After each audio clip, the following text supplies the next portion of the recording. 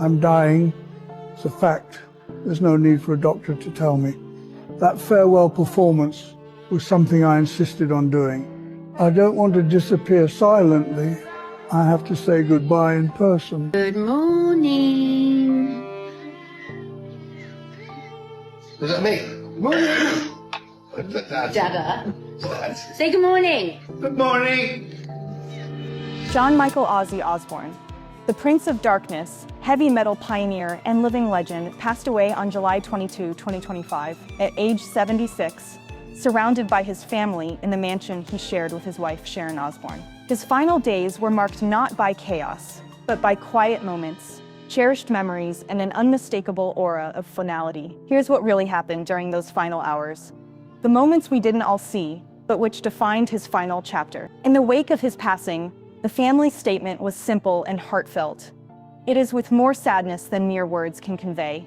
He was with his family and surrounded by love. Beyond the official notice, close sources confirm that Ozzy spent his last week at the family estate in Buckinghamshire, where a special medical suite had been prepared to accommodate his advancing Parkinson's disease and spinal issues. Family visited daily, his children Kelly, Jack, Aimee, and grandchildren, sharing hugs, laughter, and music on easier moments. Ozzy's health had been declining for several years. After revealing his Parkinson's diagnosis in 2020, he continued to battle mobility, coordination, and speech challenges. Though his voice remained powerful, his body gradually betrayed him. Still, he pushed as long as he could. His farewell came not in retreat, but on stage. You feel immortal?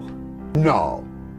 I feel lucky to be alive, and I'm immortal, but, because I've done some pretty damn crazy stuff in my life. On July 5, 2025, in his final public performance, Ozzy headlined Back to the Beginning, a charity concert at Villa Park, Birmingham, marking the emotional reunion of Black Sabbath's original lineup. Seated on a throne due to his limited mobility, he delivered a 5-song set before joining bandmates Tony Iommi, Geezer Butler, and Bill Ward. That concert wasn't nostalgia, it was a farewell. Ozzy had earlier told Rolling Stone UK, "I'm not going to get up there and do a half-hearted Ozzy looking for sympathy. What's the point?" He'd said he wanted one final moment to give thanks to fans and return to the stage under his own terms. And he delivered strong voice, raw emotion, full legacy. That final performance was worldwide, but nothing compared to what followed in private. Sources close to the family revealed a calm but somber return home. The afternoon after the concert,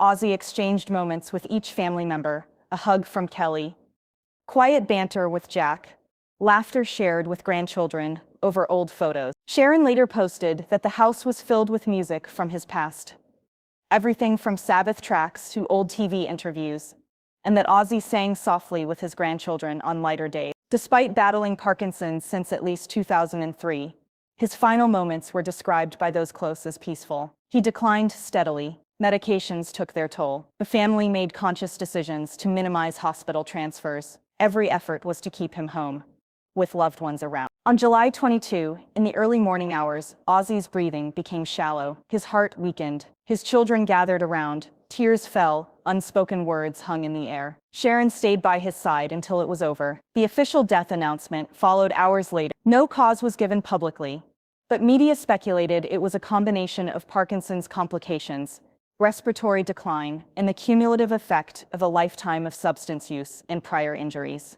Through it all, Black Sabbath bandmates paid tribute as well. Tony Iommi called Ozzy his dear friend. Geezer Butler remembered their Aston roots. Bill Ward mourned a brother they'd never replace. But these final moments weren't about illness. They were about legacy and closure. Ozzy's family opted for privacy. No public wake. No live-streamed moment. Just a small gathering at their Buckinghamshire estate, where music played, family stories were shared, and his children reflected on his impact, both personal and global. Kelly Osbourne, in a personal post, shut down speculation over a supposed suicide pact, writing, "My dad's not dying. Stop." That message underscored the family's wish. No drama, just respect. In Birmingham, tears poured. The city, known for its industrial grit, had transformed into an open memorial. Fans left flowers at the Black Sabbath bench, near New Street Station. Local musicians performed tributes at a mural lit up. At Crown Pub, locals toasted with Black Pinhead Ale. Birmingham was in mourning, but proud. Because Ozzy was their son, their legend. So what truly marked Ozzy's final moments? Not rage, not scandal, not sensationalism, but resignation wrapped in love. He performed one last time, giving thanks and reclaiming his legacy. He returned home, surrounded by family. He let go. The world will remember him as in his final week. He was not defined by illness, but by intimacy. They spoke in light. Songs shared with grandchildren. His mortality was real. Laughter out in every shaky voice note. Hands held every cane-assisted step. Every medical aid quietly watching him breathe. But his spirit, that remained unmistakable until the end. Meeting fans, sharing jokes, singing again, choosing to be present. Even in his last months, Ozzy worked on creative projects. He finalized a new recording with Billy Morrison called Gods of Rock and Roll, released in February 2025. That orchestral tribute became his final studio recording. He also reportedly collaborated on a memoir titled Last Rites, working to share stories from his life, from busking on Birmingham streets to biting the head off a bat on stage. Details remain unfinished, but family statements suggest it will eventually be published. So yes, Ozzy Osbourne died. But by his own terms, he didn't fade away hidden in a hospital bed. He gave one last roar. He spent days surrounded by those he loved most. And only after that did he let go. That's how he defined legacy, by ending with strength, dignity, and connection. Fans across the world mourned online. Celebrities Elton John, Damon Albarn, and Jason Momoa, among them, posted tributes. Rolling Stone hailed him a kingmaker of heavy metal. Comedian Ricky Gervais called him the ultimate wild card. Social media erupted with Ozzy Forever and Prince of Darkness, R.I.P. The final concert footage from Villa Park is now being prepared for a concert film due for release in 2026. It's titled Back to the Beginning, Ozzy's Final Bow. All profits will go to charities important to him: Cure Parkinson's, Acorns Children's Hospice, and Birmingham Children's Hospital. But for his family, the memories weren't about fame or acclaim. They were about the man behind the legend. Staff who cared for him in those final days described him as lucid in offices, moments, still cracking jokes. Sharon Osbourne later shared stories of Ozzy humming Sabbath tunes in his sleep, pausing to smile at a memory. His last meal, according to insiders, traditional fish and chips with lemon at home. His last laugh echoed in a corny family joke. His last goodbye, quiet and final, in a room filled with love.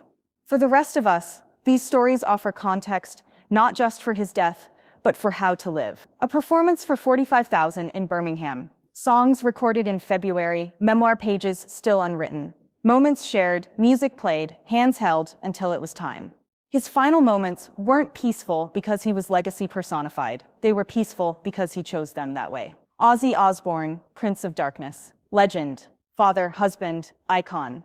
His final chorus was sung on stage, then off. He passed not with tragic silence, but surrounded by love in a quiet room filled with family. His journey ended, but his legacy roars on.